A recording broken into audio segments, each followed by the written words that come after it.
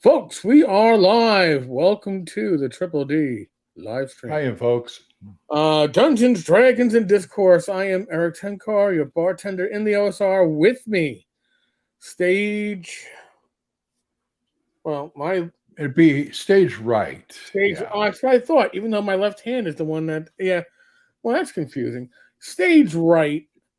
I always do that. If you watch my YouTube videos, I'm always like pointing in the wrong direction because it's reversed. There we go. It's always there. There we go. That is You're Glen. over there. Glen Old Man Hallstrom. And Zatrin, I know. Close enough. It started late. You have my apologies. We'll give you back your money. Wait, you paid nothing. It's free. Holy shit! It's like a Marvel no prize. You know. Yeah, remember those no prizes in the letter section? You get a no prize, and it's not. It wasn't like Oprah. Okay, you literally got nothing. So what's up, old man? What's up, old man? Well, aside from the fact that Rach is having the joys of putting, I guess, a third, oh my God, actually, nearly a 30-year-old futon, at least 25 years old, futon back from the open bed position to sofa position because my niece figured out how to open it into the full-on layout position. I guess don't. And then you never get it back. Well, it's a pain in the ass to put it back. So now I'm like, maybe we need a different solution. I mean, it works great. It's comfortable. Well, my two grandsons were over last weekend. The little ones, the 3-year-old and the 7-year-old. And after they left, I found out I left my glasses in the room they were sleeping in. Oh, Jesus. And they locked it before they left. So I had the innate joy of taking off the doorknob just to get in.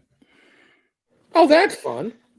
Oh, yeah. This is the new apartment, right? But especially since all I had was a multi-tool to do it with. Oh, jeez.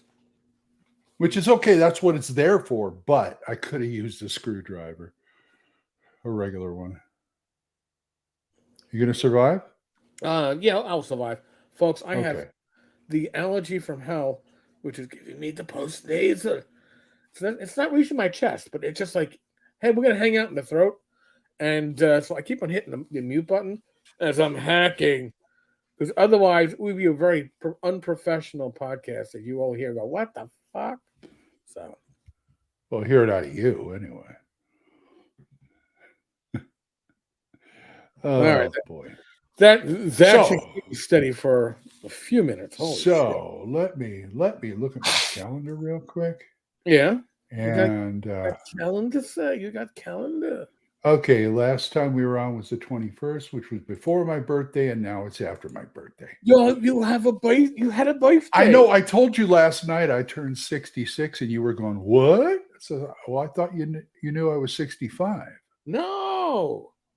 Yeah. Yeah, you're 10 years older than me, but now you're 11 years older than me until I catch up in July. I got some good loot. Some Blu-rays. I got this watch. Want to see my new watch? Show us the new watch. Show us the new watch. It's a binary watch. Whoa! Binary watch. Yeah. See. Oh, that is 707 right there. And then I hit it again. I get the date. I'm surprised. I didn't think I'd be able to read this. And it would take me a while to adjust to it. That's pretty cool. Actually. Yeah. Oh, thank you. When I got it from Amazon, it was flopping all over my wrist because I found out since I lost so much weight, my wrist shrunk. So I had to figure out how to take a link out of it so I could wear it. Oh, that's awesome. It's a pain in the ass, but it's a good pain in the ass. Well, yeah. And actually one's still coming, but it ain't going to come for a while. I just got a notice of the delivery date on my Dungeons and Dragons Honor Among Thieves 4K Steelbook, which is not due to arrive here until June 20th, believe it or not. Even though I thought I saw on their website they're releasing it on the end of May. Okay. But Yeah. maybe the steel version is going late. Maybe. And thank you, Paul. Thank you for the birthday, belated birthday. Oh, and I showed you this last night. I got that too. Yes, you showed. It's pretty cool, pretty awesome. Yeah, Well done, yeah. sir. It's gotten to the point where I buy these role playing games now just for the random tables. And I go, wow, this game looks really cool, and I buy it, and then I get it delivered, and then it goes right to the shelf. Yeah. And I mean, oh, I was thinking of backing I was thinking of backing the Knave second edition because I liked all the tables in it, but I don't think I'm going right. to be able to afford it. Can't do that and go to the con at the same time. Well, you got to balance things out, dude. You got to balance things That's out, true. put priorities. So, yeah, I'm going to have a good time though. We're going to have a good time at the con. Oh my god, I'm excited because Joe the Lawyer is going to get there. I think I want to say Matt Jackson, not 100% sure Matt's going, but People who I have not expected to show up are going to show up. Matt Evans, my Thursday GM, right, Mr. Mythgarther, right, is showing up, and he's already running at least one scheduled game, maybe more. Carlos, my Monday GM, is also going to show up and be rooming with us. Nice. Yeah, officially retired. You might say that. I've been retired for 20 years. But anyway, no, actually, it's been retired for a few years and unemployed for the rest of the time.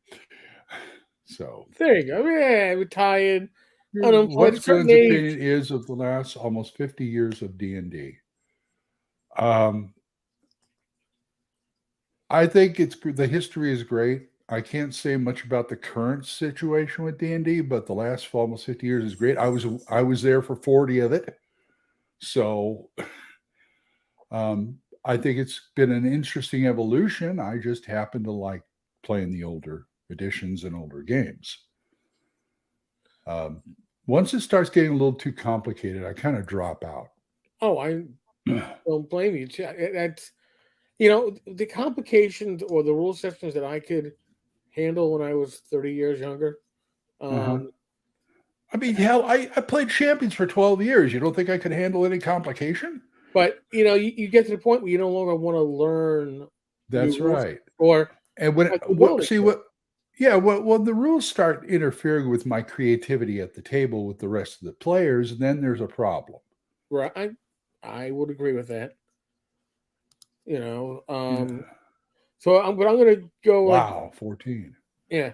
So I'm going to just bring something up here because it's topical, only in the fact that it seems like every day. So's my lip balm. Let me get out my chapped lip balm. There, folks. I'm advertising what Mungo. My wife's getting ready to gear up on the organic skincare line again. But I'd like it to promote it on here, but I can't because I don't know what the hell she's going to call it this time. When she has to call something and she has a website, we can put a website up for it. Yeah, I know, but she keeps changing the name of her company. So when she has it settled, when she's sure of what she's going to be selling, then we can do it. We can take care of it. Hey, hon, what's the name of your skincare company? Jane Botanicals. Thank you. Official title right now is Jane Botanicals. Okay. So it wasn't like Glen's Heine and More. I could have been that. That would be really good. No, that'd be my company. I don't want to be. I don't want to be promoting my butt plugs. I mean, there you go. There we go. Doc, I don't see a blurry screen on my end. I'm fine. Glen looks in focus. So I am in focus. D&D's been around for nearly 50 years. It puts a spotlight on, to some extent, Wizards of the Coast, gaming in general, especially for those of us within it. And Those I'm sure who've been following this channel know that I will highlight when any company does a major screw up. Right, we used to do this with the new TSR. They haven't really done much Yeah. recently. Right, excuse me, but they really haven't done much recently to remark upon. Wizards of the Coast, big boy, the elephant in the room, has done some major and minor screw ups. Once they gain Here it comes. tension and focus, people have been watching. So I am getting, and I did a video on this, but I am getting not a lot. And by the way, the videos in question that cover Wizards of the Coast and their screw ups, like the Pinkertons coming to a guy's home on a Sunday morning, um, you know, Wizards of the Coast / Hasbro or Paramount taking Jeff Easley's name off of a painting, the poster, hiring somebody who's basically going to be their point bullshit artist for 150K just to put out the fires that they're going to be putting into our laps. First, people are going, not a lot, but going, oh, this is all clickbait. Why is it clickbait? These are actual events. The titles are what they are. Oh, well, it's clickbait because everybody's upset at Wizards of the Coast. Well, it doesn't make it clickbait. It makes something if you're not interested in such, walk along.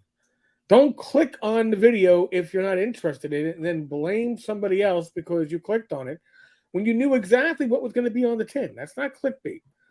Clickbait is come see Glenn Hallstrom naked. And then we just show a picture of Glenn from the neck That's up. no, that's anti-clickbait right Well, it depends on what we're looking for. there. Depends on the audience. But then today, I've got a new take on it. It's the new take was it's because conservatives hate anything that other people like. And I was like, I had OGL 1.1, that fiasco had nothing to do with conservatism or wokeism or leftism or It rightism. had to do with this It had right to do here. with money. It had to do with control. It had to deal with all this stuff. And they've just been doing more of the same. I think that if we were going to be talking about Wizards of the Coast and I guess wokeism, we'd be talking about things like do you want to play a barista? It's like that exciting gaming to you wouldn't be to me, but maybe it would be to the generation that's in their 20s. I'm not going to be judging that.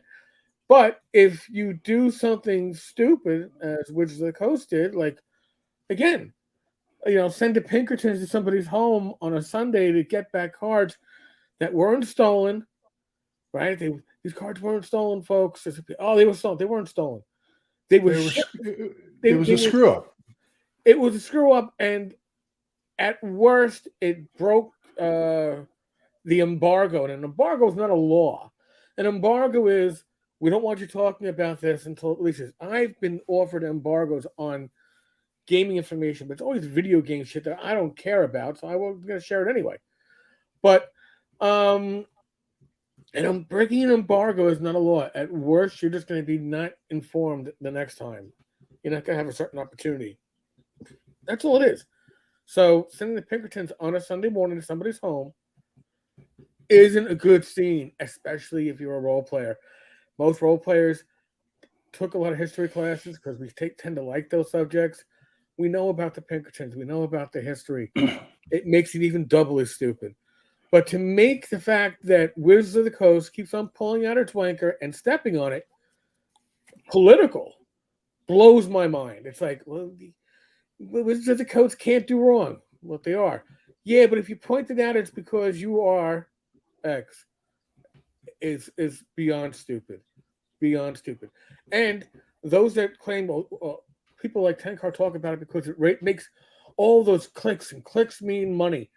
I will tell you right now, without any shame, if we break $3 in a day, it's only because it's the day that subscriptions to this channel get processed or doing a live stream and somebody throws money into the till. Okay?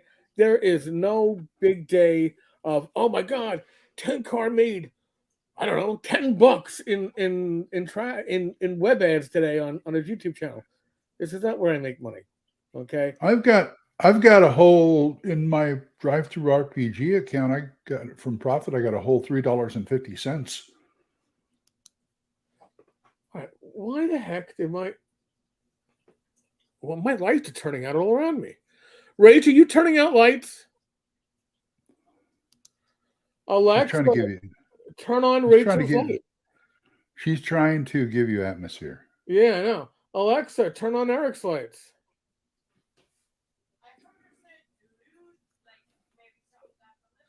I don't know, but But I she got the. turned off your lights and my lights, and I was like, I, romantic lighting going on, but yes. I'm glad I had the headphones on. Otherwise, my Alexa would be answering you. Oh God, yes. But I mean, and I make no secret of this.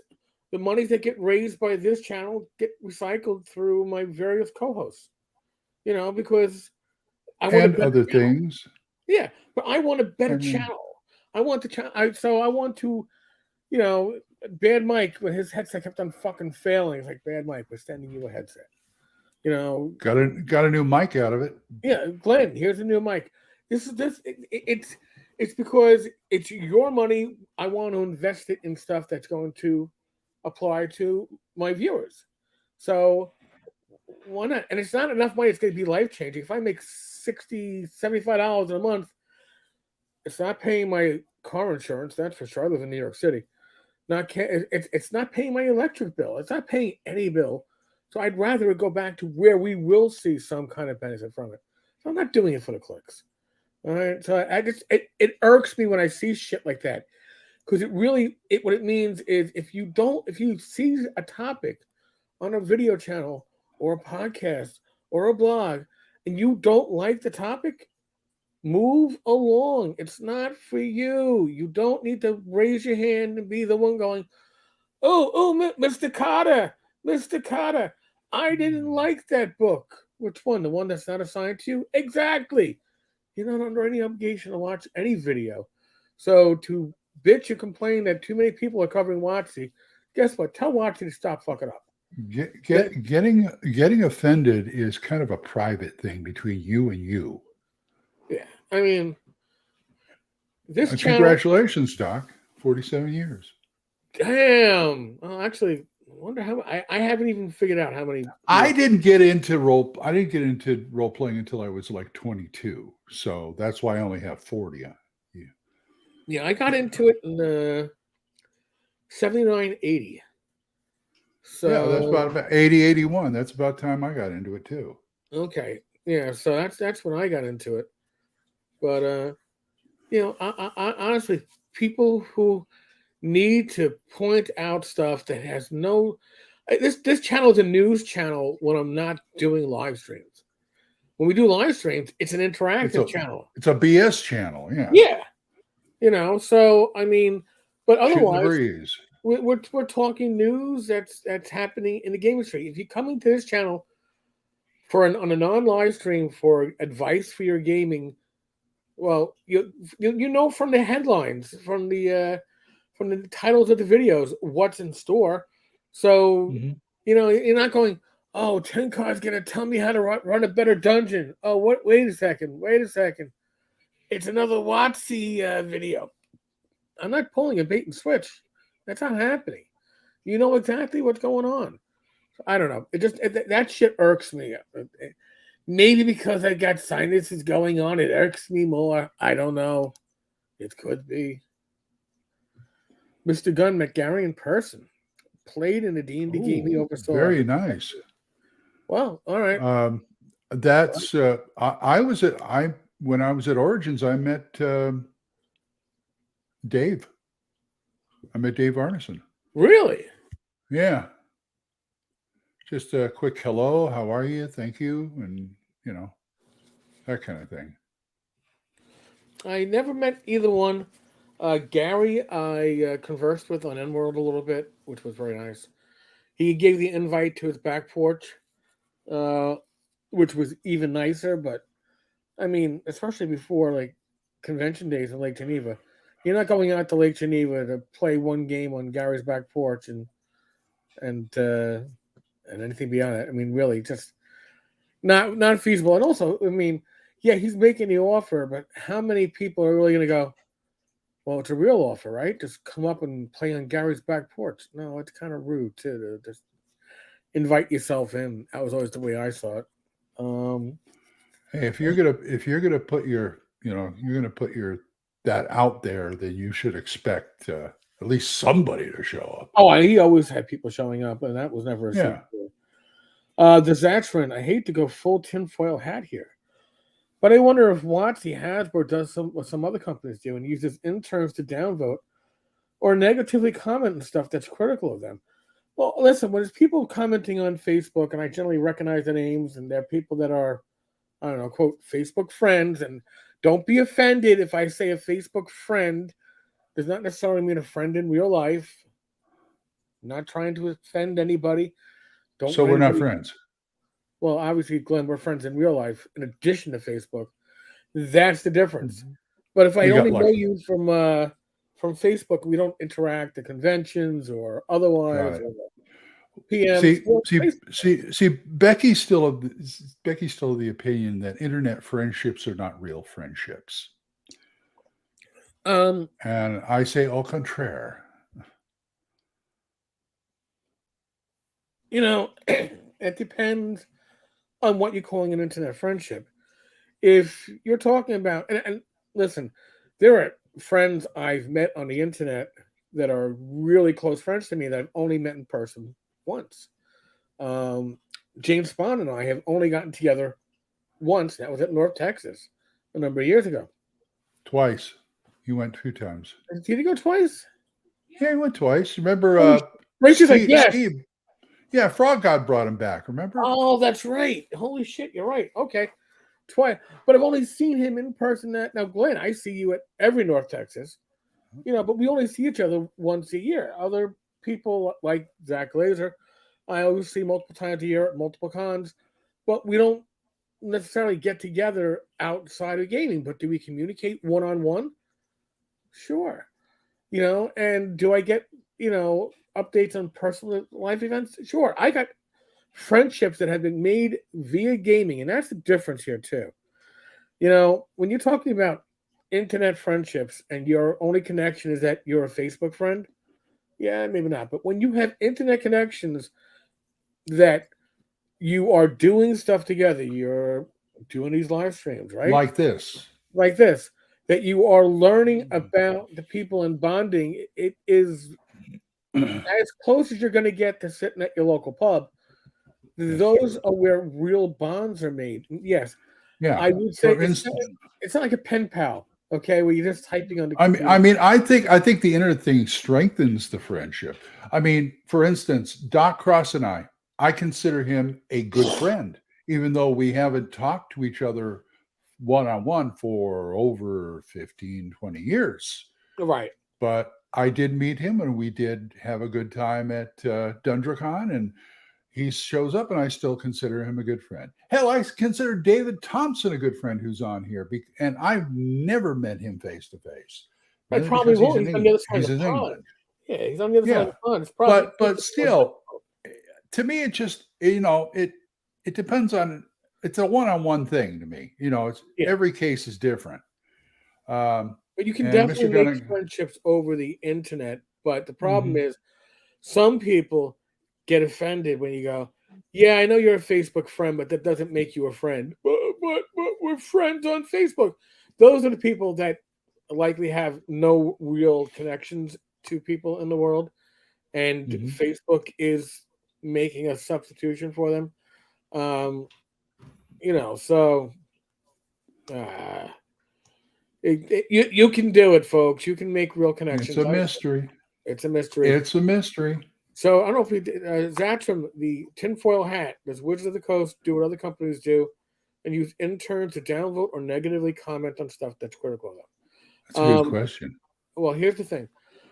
When it comes to the comments on YouTube, which I mean, and most of these videos are like, 98 upvotes, 1 or 2 downvotes. They're not being ratioed. The comments often come from people that I do not recognize the name of. But on Facebook, these are people that are following me.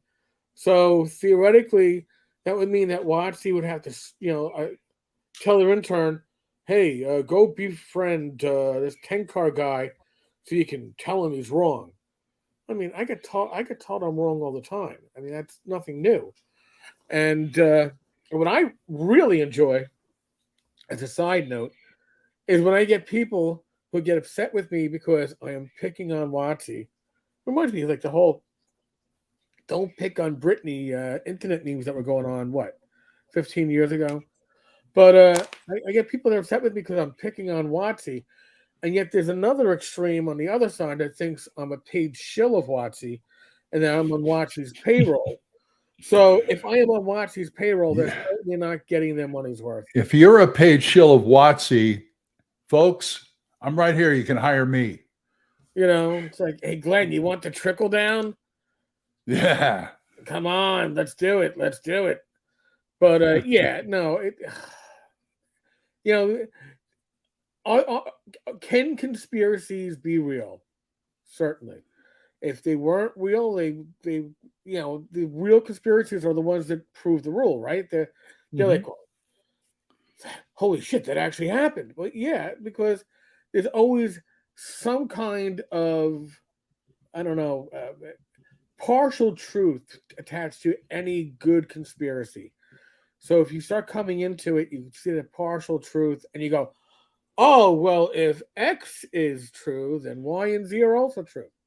No, it doesn't always mean that. But I personally think that WotC would need an army of interns if they wanted to turn around Oh yeah. people's opinions on social media. I'm not saying that Wizards of the Coast doesn't have an army of true believers, like the old Marvel comics. True believers, you are a true believer in the Marvel way. Yes, there are people that are true believers in the WotC way. That's to be expected. That WotC can do no wrong. I understand that. It doesn't mean that those of us that are not beholding, like when they did their influencers summit, and, and they were surprised to get pushed back at their own summit because they gave these people a free hotel room and spending money and free shit, and they're getting pushback. Well, I'm not taking free shit from anybody. I'm not even sponsored, right? We don't have a sponsor on the show. I'm beholden to one group and one group only.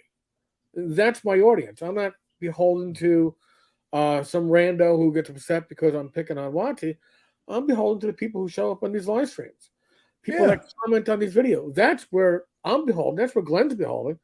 We're not beholden to some corporation. My loyal people are from here, Thakos Hammer, and Radio Grognard. These are the people who listen. These are the people who subscribe. These are the people I talk to. I'll talk to anybody, on a podcast, but these are these my people. They're my people. You know what I'm saying? Oh no, I know Get me. exactly. They get me. They get me. They understand the inner Glenn. I Well, understand. then they're gonna have to tell me about it because I don't. I think Wow. the inner Glenn is kind of like gross. Only my doctor's seen inside. Are we talking your colons? No. Okay. He's the only guy I know who knows me inside and out. Okay. Well, fair enough. Fair enough. Because I've been there. He's been there. Doc, Wizards of the Coast is being run by standard business types with no real concept of how RPGs are created, marketed, played, or anything else. They are corp think fuck ups. That is. Yeah. Well, like TSR's been there before. Yeah. Well, And I agree with it. Well, I agree with that. I agree with whoever said that D&D should not be entrusted by anyone with the last name of Williams. We went from Lorraine to Cynthia, but there was some truth to that. But now, remember too, with Lorraine Williams, she was finding ways to multiply her money. So like why? So was Lorraine. I mean, that whole Buck Rogers thing. Right now, and now, Glenn, tell them why Buck Rogers was such an important property for Lorraine. Because her family owned the IP. Yes, she was part of the. She inherited an interest in the Flint Dill Family Trust. Mm-hmm. So that was a Buck Rogers. So that's why you went from a game like Star Frontiers, and all of a sudden Star Frontiers just kind of gets pushed to the side for Buck Rogers in the 25th century. We even got a TV show out of it. Now, I have to say that the Sega Genesis Buck Rogers game that was based on the Buck Rogers RPG was one of the few RPGs on the Sega Genesis that I actually finished, and I had fun with it. It was a fun Good. RPG to play, but that was also because it was based on the D20 system, and we all felt comfortable with it back then. Yeah. But Well, I've always been a Flash Gordon guy. So. are we talking Flash? Ah. Oh my god! And if Mr. Woodard was here, he'd say the same thing since he wrote the supplements. He wrote the. Oh wow! No, he wrote Buck Rogers for Savage Worlds. Yeah. Holy shit! I got his books. He sent me his books. Oh, Mr. Yeah, Gunn. even they had a sci-fi game for a while, Slipstream, and then they kind of made it out of print so they could do the Flash Gordon thing. Okay. Mr. Gunn, being an outraged victim is the culture. Certainly can be. Isn't it? Isn't You it? know? Well, because once you're a victim, to some extent, that makes you a special class, right? If you're a victim, then we have to make sure that we accommodate you and make exceptions for you, and how do we make it better? And what blows my mind is that we're saying that the big, again, the elephant in the room, the large bully in the room, looking at you with the OGL, Watsy, is being victimized, and that's what people are accusing you. Point out the problems with Watsy. You're victimizing Watsy, and by an extent, victimizing their fans, which we saw again at that summit when they were when they're influencers, not people that are employed by Wizards of the Coast, not people that are getting a 1099. These are people that get a box of random goodness every couple of months, and they wanted mental health care. They wanted Watsy to shut up and just take care of us because we're taking the slings and arrows for you. Well, here's something to think about. I don't think I'm going to say Hasbro, because Wizards of the Coast have been in the game long enough, even before D&D, Right. to understand this, but Hasbro does not. I don't think they've ever come up with a community for a hobby that takes D&D, the history of D&D, serious enough where they happen to think it's like they think it belongs to the hobby. It belongs to the people in the hobby. We all know it doesn't because it's an IP and all that. But as far as like curating it, they could probably find better people to curate it, but they just don't. For some reason, they don't understand it. It's like, well, why don't you just go buy another copy of Monopoly?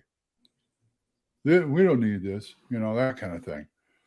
Well, But this community, D&D is a heritage.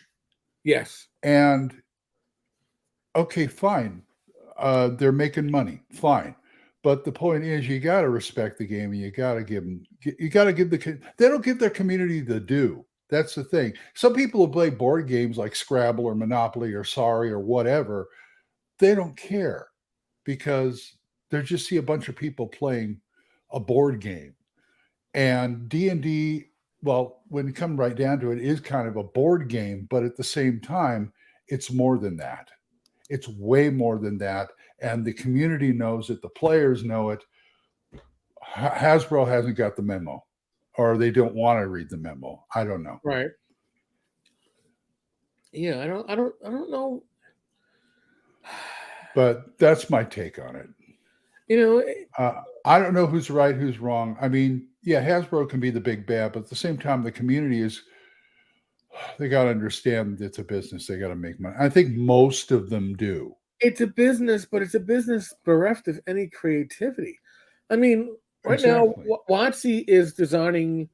Because like Hasbro does board games and they come out with them and the creativity is right there in the box. They don't worry about, what is the 3-page background of the shoe in Monopoly Right, or dude, I the want to look. hat.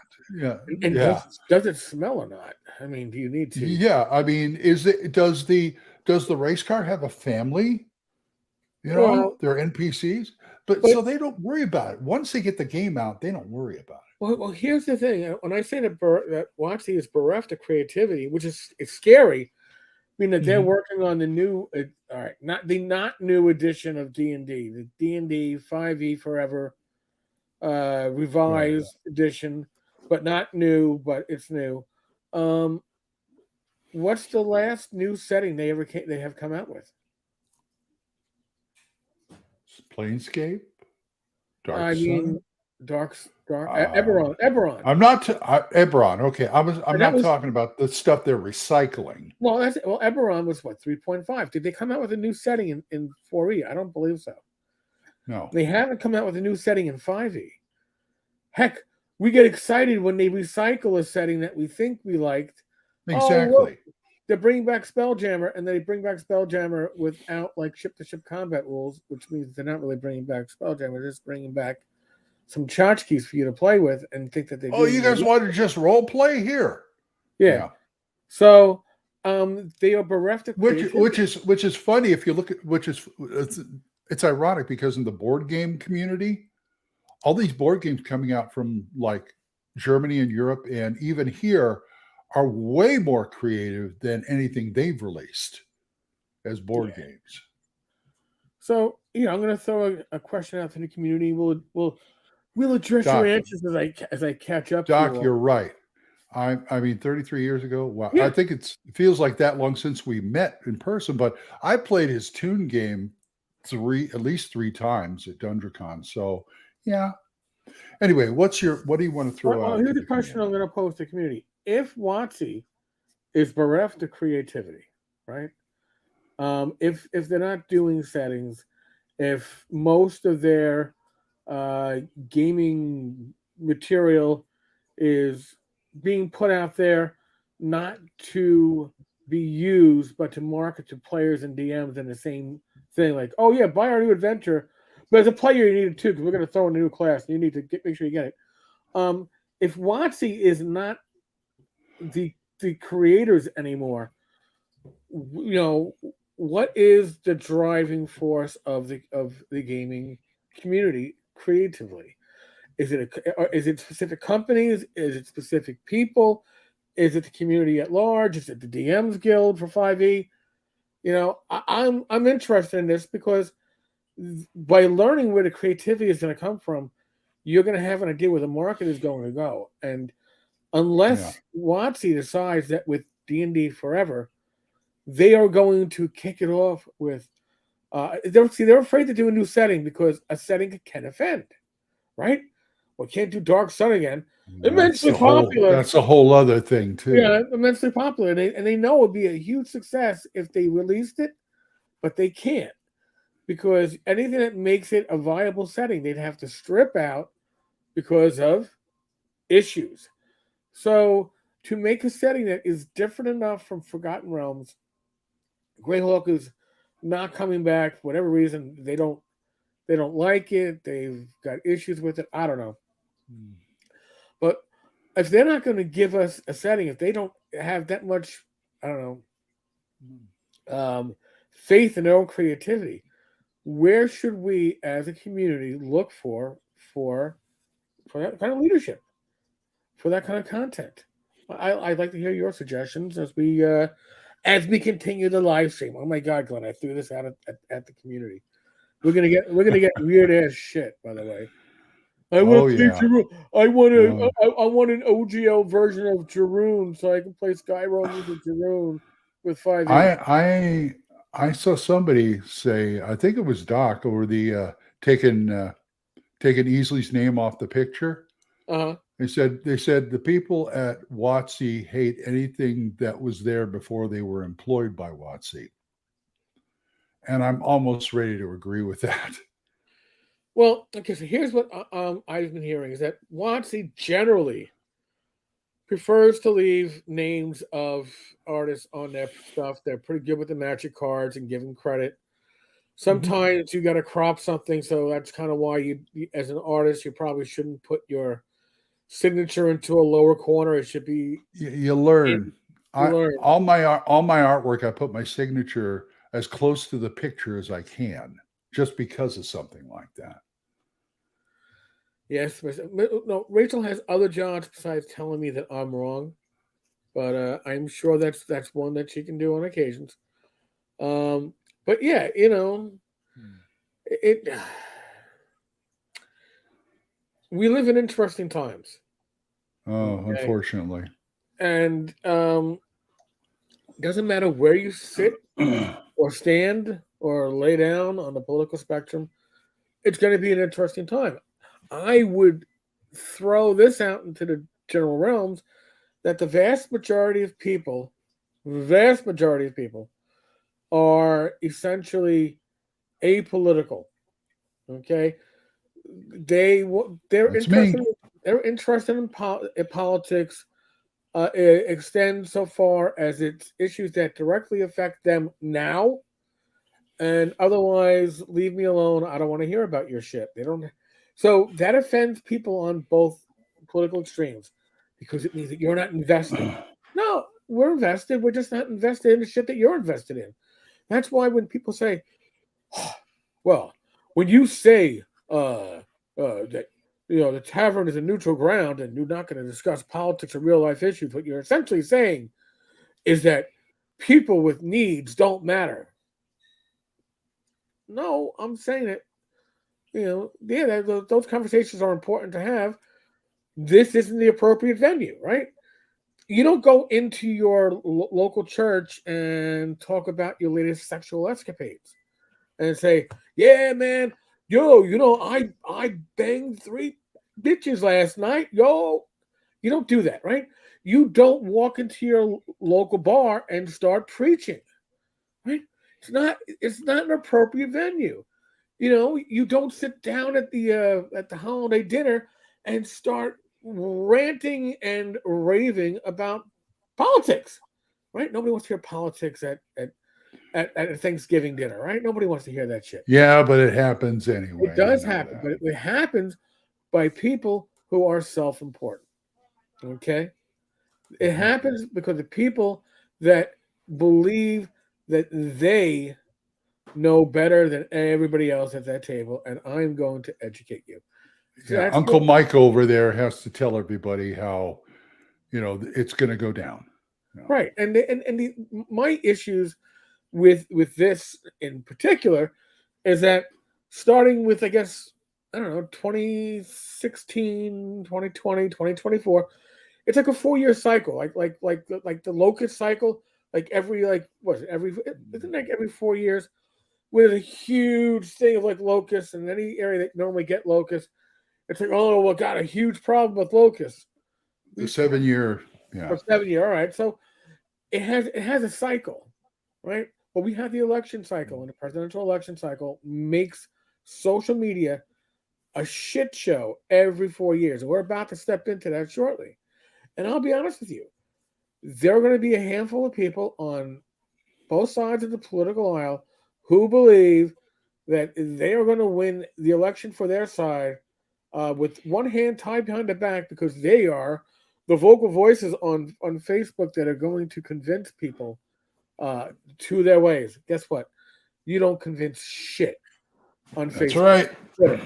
It has no. All you're doing is beating your chest.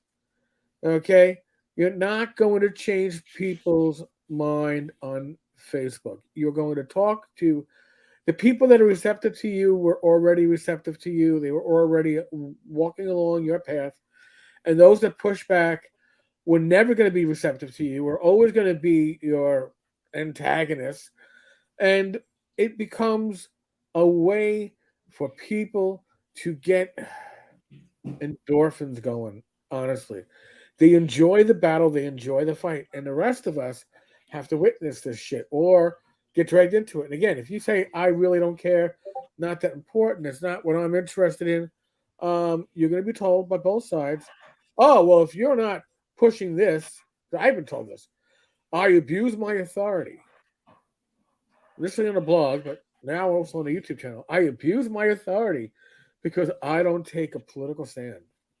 I don't put my foot down and say, you got to follow along and do what Tenkar does. Because I'll be honest with you, if you take I'm advice on politics, you're a fucking retard.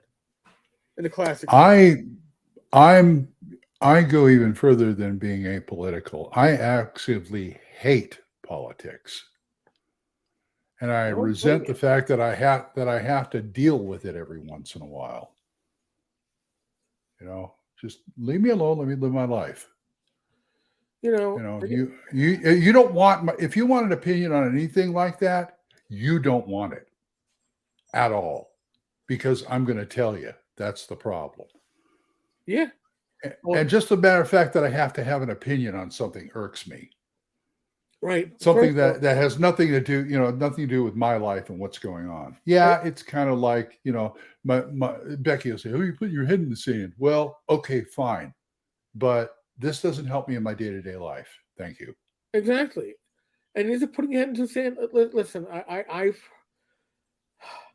if you want opinionated people who have a lot of downtime and then have to wind it up and have the adrenaline rush out is talk to cops, because most of your day is a lot of downtime waiting for shit to happen. When shit happens and you're all hands on deck, or firefighters, right?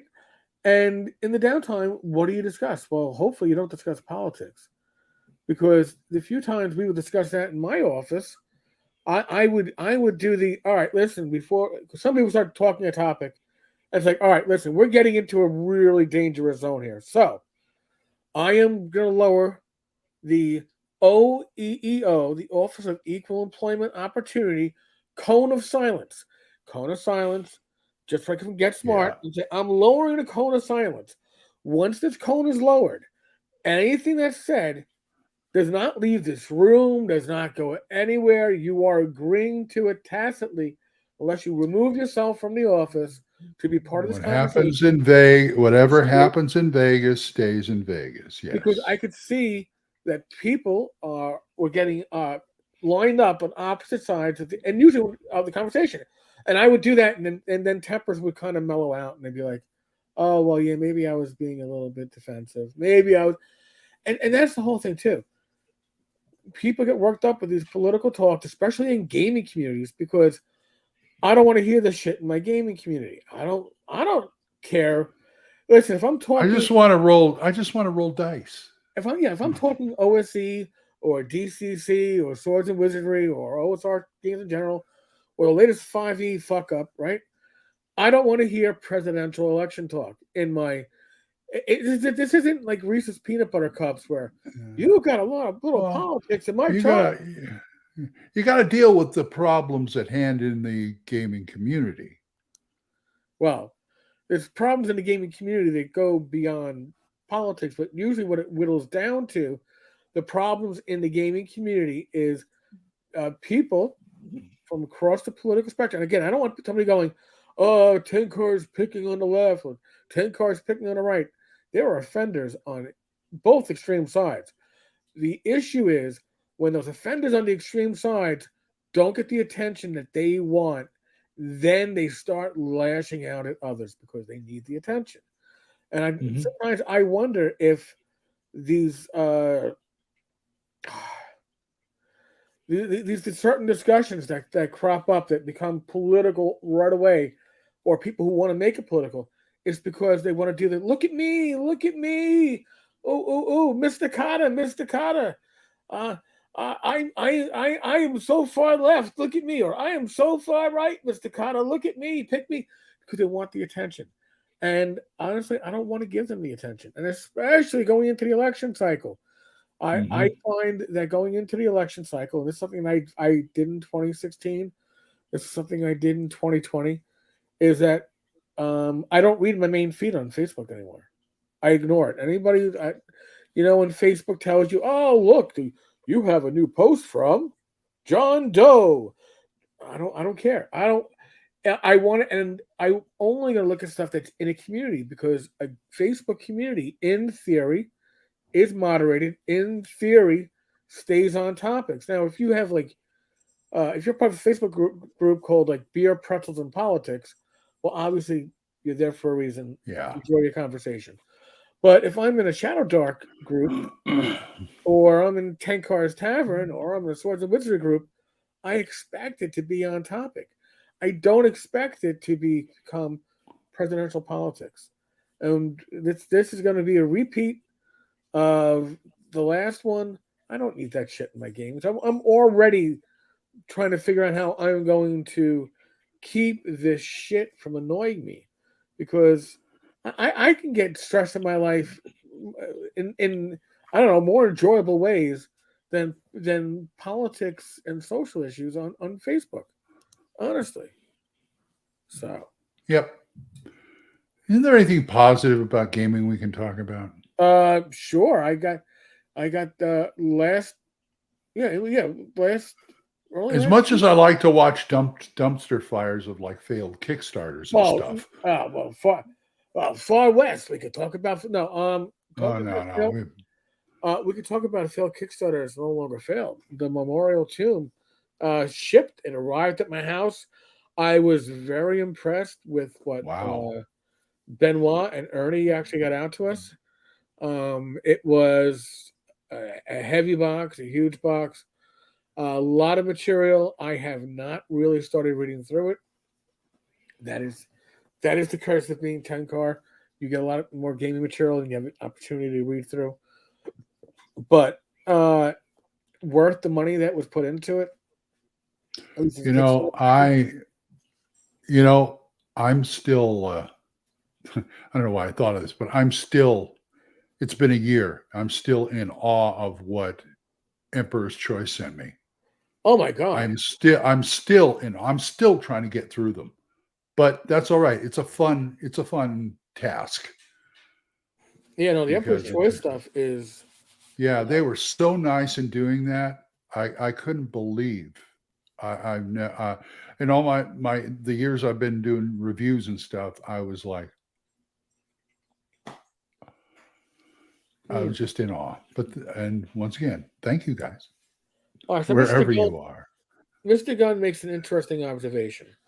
What's that? The larger a company becomes, the less creative it becomes. Then they resort to buying smaller, more creative companies. So now, And telling them what to do, which makes them less creative. so when we look at this, all right, and we look at what we are talking about here, under the WotC era. Now, I just realized in this, looking back, under the WotC ownership of D&D, right? They brought out TSR at the tail end of second edition. Second edition is where we had the plethora of settings. Okay, Yeah. we've only gotten one setting since WotC bought TSR D&D, and that's Eberron. And Eberron wasn't even designed in house. Eberron, It was for third edition, yeah. but do you remember what it was from though? It was from a contest. Yes, I know the contest. They were looking for a new game world to publish.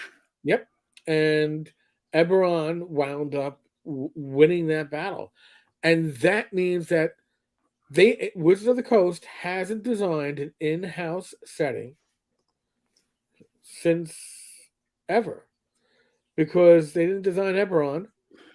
They basically bought Eberron. Everything else that was designed was back in the pre-WotC days, the original TSR days. They're just trying to play. They're just trying to play catch up on like all the classic stuff. It seems. Well, they're recycling stuff. Yeah, that's what I mean. Yeah, because it makes them feel safe. That now this is in now we've converted to fifth edition. Why? Yeah. I can do my own conversion if I We're was not going going to to give fit you that in. Greyhawk. Why? Well, 'cause it's too close to Forgotten Realms. Not really. Well, we think it is. I don't know why, by the way. More Jaroon. Yeah. Was it Sky Realms of Jaroon? Was Jurun. it, that was I didn't understand the rules themselves, but the setting was very interesting. And it was Talantia was the one with like no elves, right? I Right. think that was their tag. But Jaroon, I remember I had to buy it because the advertising in Dragon magazine with that pencily art was just so Uh-huh. much like you just had to get it. You had to. There was no option otherwise. Uh, Mr. Gunn, the creativity has always come from small content creators. I'm not going to argue that point. No, But not at how do all. you turn those small content creators into profitable creators? How about that? How do you make that switch? Not everybody's going to be the Monty Cook, who was a designer for WotC, and then all of a sudden becomes, probably a multimillionaire based upon his own work. That's the rarity. But how do you find ways to get that up there and others? Uh, David, I use Jaroon to explore in space opera and the Star Trek RPGs. Beautiful setting. Oh, that's pretty cool. Uh, Zatrin, Jeff easily painted scantily dressed women sometimes, and that means he has to be erased from public conscience. Yeah, Yeah. I'm not going to argue that. The doc says his signature was likely removed by the movie studio. I'm inclined to think that because the movie studio is like one step removed from all this, and it's like, oh, okay, we're just promoting the movie. They have no clue, Who'd so they'll do who'd it. want an Easley? I Yeah, wouldn't want that. you David, know. yeah. God, you're gonna get caught. When we had a gaming club at Queens College in the late '80s, you'd be sitting in the game club, and then some rando would walk by and be like, "Hey, I want to join the game club here." It's like, "Oh, okay." And then they take like out of their backpack a map on like 12 sheets of typing paper that was hand drawn, and they start Yeah. telling you about the world they designed with winged elves, and you're already going, "Holy shit! When's class? When can I lock this room up and get the f out of here?" Uh, Oh yeah. 5 they page backstories.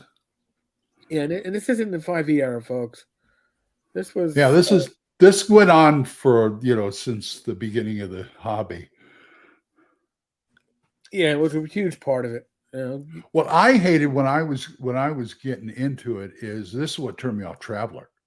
I got tired of hearing people sitting around trying to build the best starship and telling me about their ship. It's like I don't care. But Glenn, I got a beautiful ship, and look, Yeah, it walks, it talks, it does it all. yeah. I just no. Sorry, I'm here to role play, not to look at your like hoo ha ship design or you hoo ha backstory for your character. Well, come on, That's right. You're right, Mr. Mr. Gunn. Gunn. 3 or 8 double-sided pages with 0.25 margins and 6-point font. Oh, you're killing me, sir. You're killing me with your crap. I don't want your crap here. No, but I mean, some people really dig the backstory. I always dug the story. It's not what got my character adventuring, it's what happens to him once he adventures. That to me is where the story is at. And I don't think you want to hear about how my character made it from first to seventh level over the course of a year and a half of gaming. But to me, that's exciting history. Telling See, you, what my character did before he was first level. Who gives a fuck? Well, it's interesting to you, and it helps you play your character. As far as like adventures, backstories and adventures, to me, they make great anecdotes. I had a character once who did this, and that's it. I'm not sitting there telling you, well, after that he went on to. But it's great for like one-off. I mean, I could sit at a con all day and tell war stories, role-playing stories. Just like I'm an actor, I can tell you acting stories all day. Same thing. Right. But I don't go and tell you, well, I started acting in high school and then I went on to this show and that. Nobody's going to sit for that. I wouldn't want to do that. I wouldn't want to subject anybody to do that. Yeah. Yet there are people. That is certainly true. Yes, Mr. Gunn, I do like referencing Welcome Back, Kotter. Mr. Kotter! Mr. Kotter! I asked a couple of my friends. We were at a game store one time, and I asked a couple of my friends because I was going. First time I was going to DungeonCon, I said, "Wait, you guys have been to cons before. What kind of guys should I look out for, and maybe avoid?" And this little short guy in glasses comes up and starts talking to us about his character. And after he left, they pointed to him and said, "That guy." So, yeah, I've been there, done that. Or not done that, rather. I don't know. Like, see, Glenn, at least if you're talking about, like, I don't know, your background in acting, it's your background in acting. It actually happens. Yeah. Okay? Yeah. If you're talking about your character's exploits in the campaign, well, while it happened at the table. It happened at the table. There is some reality to it. There is some. You talk to me about what your character did before they hit the table. I don't give a different. shit.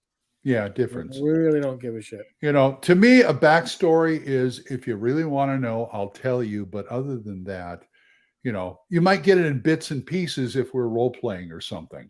Right. That's about it. But I have yet to have anybody want to sit down and tell me completely about your main character. Is that true? Do I really?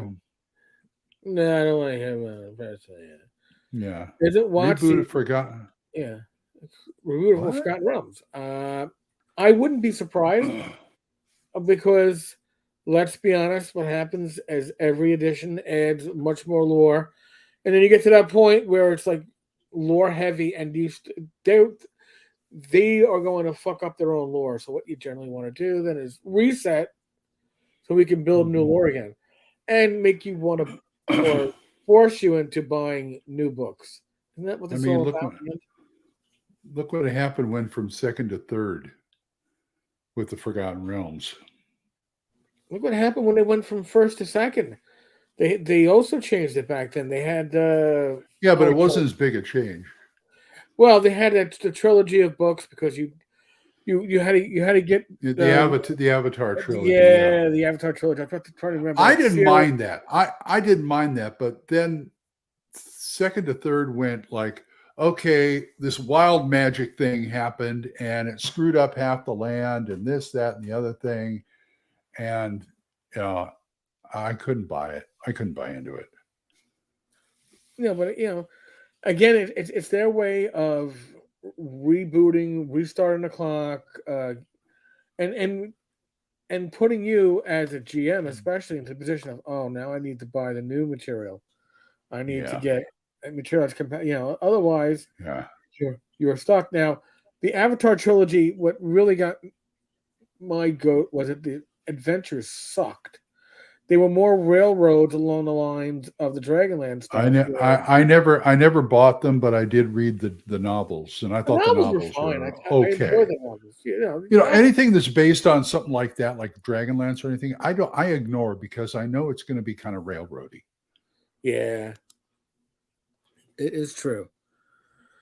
And David, Hardworld, yes, pretty good stuff actually. Done by Chris Sawati. you support them. But supporting third-party publishers. If you Yeah. search for them, you support them. I don't as much as I used to, because I've been paying more attention to my movie collection lately because I don't know, I get fatigued in buying role playing stuff. I get fatigued in buying movie stuff, but I Right. just I get, I keep looking and go, I got all the games I need. I know new stuff comes out all the time, and the new stuff has gotten less and less of my interest over the years. I mean, there's some really outstanding stuff, but they're not as frequent as they used to be. I like the indie scene, and they do a lot of good things. There's a lot of games there I'd like to play, but lately it's just, if you want me to review something, send it to me, or it might be interesting. I'll put a few bucks down, but I'm not actively looking for stuff anymore. No, I got you. I understand that. Zatron, do you happen to know if Shadow Dark's traditionally published version will be available for order? Or is it limited to the Kickstarter backers? If you have questions about Shadow Dark, put this on your calendar right now. Wednesday, was that the 10th? Wednesday, May 10th, 8 p.m. Kelsey will be our special guest. So the woman that had the Kickstarter, the woman that wrote the material, the one that's publishing the material, if you have Shadow Dark questions, she will be our special guest. Mike and I are thrilled that we were able to get her onto the show. And she will be a special guest at North Texas. So a double win. But yeah, if you have questions, she can probably answer them better than any of us can at this point. So, oh my God, Glenn, I still haven't caught up to the damn chat. Yeah, well, my ship has a cod piece. Uh-oh. That's it. Did that an armored cod piece or just a regular cod piece? Oh, armored, absolutely. Okay. You got to have the hard. You got to have the hard points. But boom. You know it to be true. Once you notice they put out a new Forgotten Realms setting, people will buy it, including many of those who swear they will never buy a Wanty product. That would be me. And I'll be honest with you. I think that Forgotten Realms product, if they really wanted to get the base setting out there again, they should issue it essentially, and I know this is evil words, system neutral. Make it so that you can buy it because and put the stats for shit in the supplements, right? But leave the core book system neutral, kind of what Frog God did with the Lost Lands, and this way, virally, without even trying, you are going to get market share out of the OSR, out of even DCC, and other RPGs like even RuneQuest, because people are going to go, oh well, there's no actual crunch to this. Right. It's all fluff. I can use this with anything, and I can use it with Savage Worlds, and that when it comes to a setting, not saying support material for setting, but the core part of the setting that can be huge. You know who had a great idea how to do that? Was Green Ronin. Their Freeport campaign. They put out a fluff book, and everything. They had put other supplement books. It's like Freeport for Savage Worlds, Freeport for Pathfinder, Freeport for and they were all like all the crunch that you could use with that fluff book. I thought that was brilliant. Yeah. Bruce, just issue a gray box from '98 and leave it system neutral. Yeah. I mean, an orc is an orc, unless of course it's a D&D orc, in which case who knows what it is. But for most of us, the material there is stuff that we can use with any system. Don't crib it just to 5e. And you can do again, as Glenn said, Freeport's a great example of a way that you can have one setting used with so many different systems. John, I already see a comment. What is an orc? An orc is an orc, Good of course, question. of course. Of But course. it's kind But of like don't ever Mr. Ed. tell the orc, of course. It's kind of like Mr. Ed. It's a Wilbur. whoa. Wilbur, let me cleave him in two. Yeah. There you go. Could Bruce be reading my mind, Mr. Gunn? It is possible. I don't know. I could not say. But yeah, Bruce. We need more people like Glenn Seal and Green Ronin, Monkey Blood Design, because his whole Midderlands thing, it's like pick your system. Yeah. You know, you can use Swords and Wizardry, you can use OSE, you can use they're probably the index card RPG with it. Well, there's even a 5e version that Frog God put out for that. That's right. He did a 5e version. Shame on you, Glenn. Bad you Glenn. just Bad Glenn. you just destroyed my point. But anyway, you get the idea. Good night, Dave. Dave's going to bed. Go to bed, Dave. Go to bed. But yeah, Go to bed. you know, I mean, that is something that is often overlooked, right? I mean, and Glenn's work is amazing, and yes, it's brilliant. By default, the Middlelands is written for Swords and Wizardry, but Swords and Wizardry, to a large extent, is because of the ascending and descending AC. It really is like a Rosetta Stone to all the other. He might as well put OSR on it. Well, we actually had this discussion the other night, and if you just go OSR, you don't seem to sell as well as if you call it for a specific system, because people tend to know. I know I can convert OSE to Swords and Wizardry. I can convert Swords and Wizardry to OSR or Labyrinth Lord or whatever. But when you go OSR and that's your branding, then people go, "Oh, that's going to be kind of lame, I guess." Just tell me OSR. Oh, I got to do the work.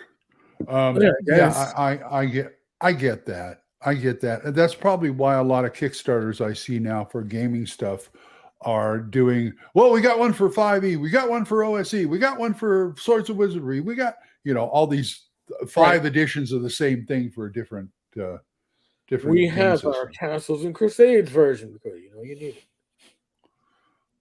Yeah, exactly. But again, going back to Memorial Tomb, I'm thrilled that that's a Kickstarter we can now remove from the funded but failed list.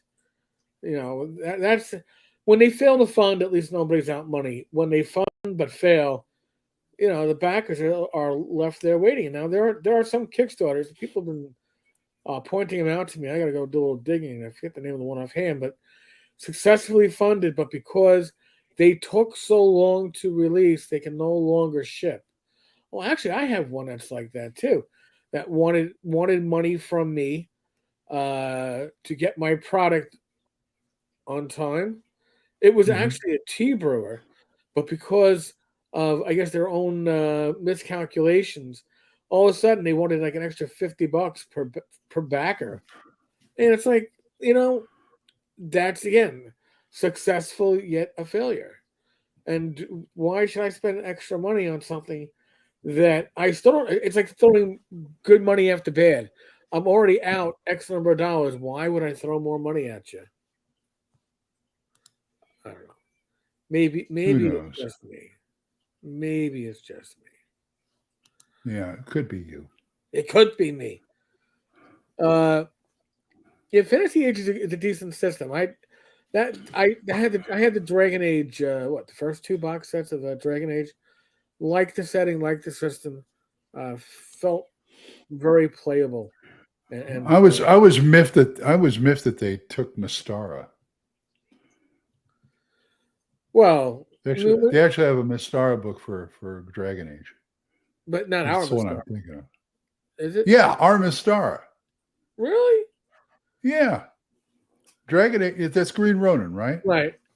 Yeah, Dragon Age has got a Mystara book out there. Really? Now that I'm not gatekeeping, I'm just very, very possessive of Miss Stara. No, I don't blame it. But oh, I, I, I happen to see it. But now, is that actually? It's a fan created book, though. Okay, it's not. It's not through. It's not. Really, I thought I saw a hardback of it online. It could be a Okay, hardback of it, but it is fully bookmarked okay, source book. It is fan created, okay. and it's about a decade old. Oh, so it's been Yeah, out it for a while. is. Yeah, Yeah, but yeah, it is. It is not not endorsed by either company, I guess. Watsy or anything. Yeah. Yeah. So trying to catch up here. Trying to. With over the yes, yes, Doc. That is near and dear to my. That is one of the few games I bought that I said I'm not going to get anybody to play this, but it's such a good read. Oh yeah, I haven't read it since the first printing. I mean, that's how old ago now? 15 years or something like that. It's been, or maybe longer. Maybe that was before I stepped away from gaming. Holy shit. Castle Yes. Crusades. Yep. My Thursday game converted to Castles and Crusades. It is so fun. Yeah, CNC is a good system. Yes, it is. Although Although I still have the old, I still have the like what 6 printing or something like that. The flip book. That's what I was when I went into the table the first time he converted. He got the new books and he said, "What do you mean they doubled the? What do you mean they doubled the levels? They're not supposed to change it." yeah, the flip book. I like the flip book, but I would have preferred. I even got the mini flip book. The what? Okay. What'd you say? I like the flip book, but I wanted it in hardcover, but I don't think there was a hardcover. That would be nice too. That would have been real nice. God damn it, I want it in hardcover. So, I don't know, Glenn. We may have reached our limit with my sinuses today. Although I think I've done pretty well in using the cough button. So people don't think You have. Okay. You have. I gotta get back to doing my gangbusters game. So I have several ways I like to prep. This is one of them. Because you're GMing on North Texas. Yes, I am. That is my game clock. Ooh. I learned how to do that when I was in radio. Because they usually make clocks of when something's supposed to play. Right. You know, commercials and stuff. And I thought, you know, I could take this and divide it into hours or whatever and write stuff in there and do the same thing. Oh, that's pretty cool. Yeah. If I got a 5-hour game, every 12 minutes, I put a line and then I go, okay, hour 1, hour 2, hour 3, that kind of thing. I talked about that I talked about that on YouTube before. That's one way I do it. Me, I just got to sit down and do it. Otherwise, Pop Tenkar ain't going to have any place to play to be in Rock Junction. To be in Rock Junction. Yeah, and Rach won't have her beer garden. We need a beer garden for Rach. We need it. So, by the way, toss my here. He wants my YouTube channel. Do you have it, or should I go get it? Okay, toss the link up there. There we go. I think that's it. Anyway, that is it. That's the link. There's like 150 YouTube videos up there, and you know, I still get every once in a while. I still get a comment on those. It's nice. Really? Yeah. It's really nice. I'm sure you do too. You got a lot more stuff on there than I do. Yeah, and actually, most of my podcast episodes were uploaded too. So every once in a while, I get a comment on something that I put up like 3 years ago. It's like, oh shit. Yeah. One guy put up there. He said, "Hey Glenn, what's your email? What's your address? I got a lot of goodies I want to give you." And it's like, I'm still thinking about that because, you know, I don't want it to be a scam or anything. You don't want a box of fake shit sent to your house? No. No, I'm not. What's his name? I'm not Mr. Pencil Dice. Oh no, it wasn't him. Wasn't him. That Oh, no. oh, okay. Although Mr. Pencil Dice No, did email me his cell phone number, so I should bring him on the show one day. we should. We really should. And Bad Mike should be here too. Oh my God, we can triple team him. This is going to be a Yes, yes. Oh, you're welcome, Saturn.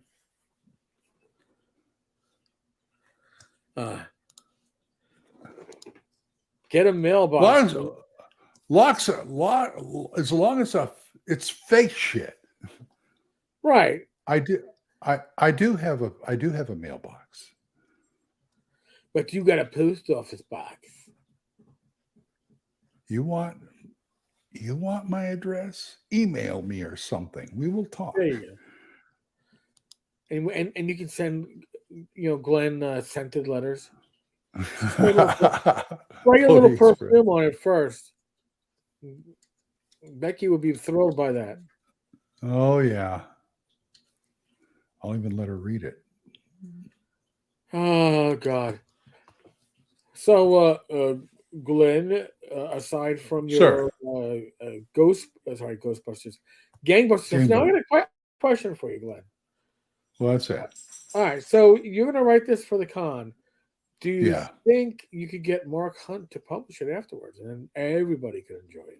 I doubt it, but I do have like 4 or 5 scenarios that I could write up that I played in previous North Texas conventions. That'd be a better book, don't you think? With like 4 or 5. I would say so, yeah. Different scenarios, and even if he sold it as like a North See, Texas I'm not. exclusive next year. I would have to have him help me write it or something because as far as like prepping for a game, I can do that. I can present the game, but as far as like writing it up for a module, Later, Bruce. I know it's a different way of prep. I believe me, I understand it completely. But I'm just saying, why let the ideas go to waste? I might. Well, Mark's going to be there. I might float that idea to him. Yeah. So what am I doing at the con besides that? I've got a 1E game that our Jason talked me into being with, and a Hyperborea game. And that's about it. Okay. I told Gage to go get in a Matt Evans game because he hardly gets to play in the Thursday game anymore. And it's like, yeah, but it's the same time as your game. Go play it. I'll run it. I told him I'd run the game again. I'll do it a second time. I mean, we got 4 days. Why not? Right. I'm just going to bring my stuff. Anything that I plan to run, I'm going to run. That's all I got. But if I want to run something else, I'll just post it. I'll just post it up there. And are you going to the YouTuber podcaster? The brunch. Not a brunch at 7:00 in the morning or what time it is. It's breakfast. Well, I was hoping Lou would do that again. He is. I mean, I don't know how he feels about us, but it's nice to talk to people like Hobbs and other people like that. Yeah, it's a good idea. Just way too fucking early, but I'm going. Yeah. I gotta be part of it. You gotta. All right. What I got pissed off at last year was the fact that Questing Beast was there, and he posted a video afterwards of people he talked to, and it's like, where the hell were you? I was around. I never even saw me.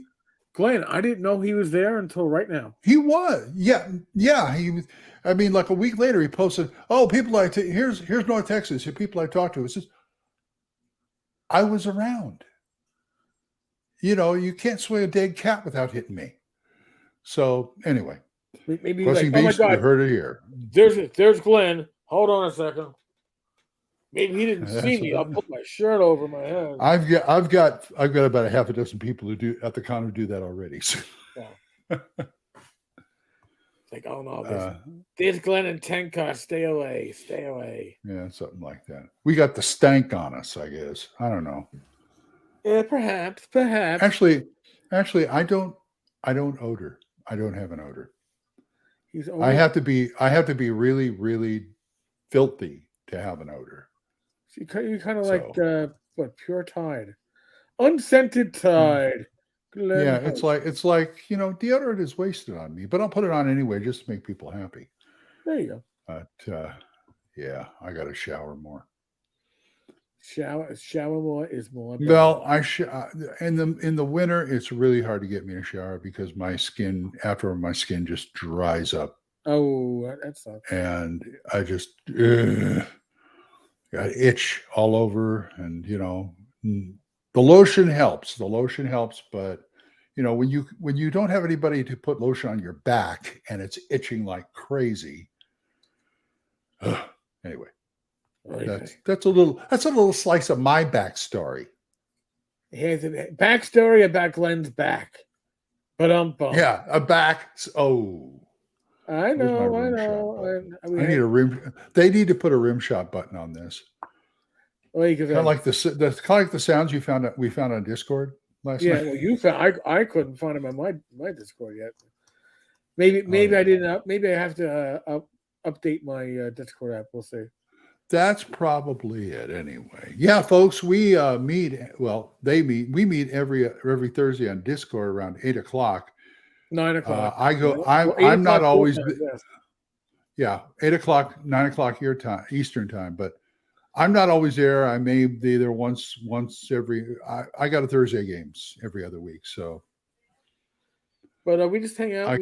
We talk geek stuff. So yeah. Sometimes the topics get a little bit off the beaten path. Sometimes they go into the real world. Hey, I wonder if I could. I was just looking at a post here. Doc Cross said, "Hey Glenn, has it occurred to me that next year is the 40th anniversary of Toon?" And it's like, that's a great excuse to get him to be a special guest at North Texas. I ought to talk to Bad Mike about that. Yeah, not a bad idea.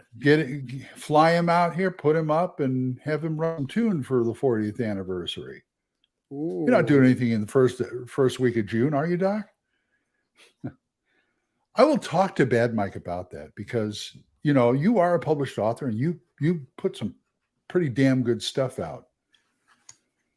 I mean, the year you and Raish played Toon with Tim Snyder. Oh God, that was hilarious. Yeah, that was he ran Dungeons and Toons, and it was hilarious. I didn't play, but I had to sit there and be like his assistant GM for like sound effects and voices and NPC voices.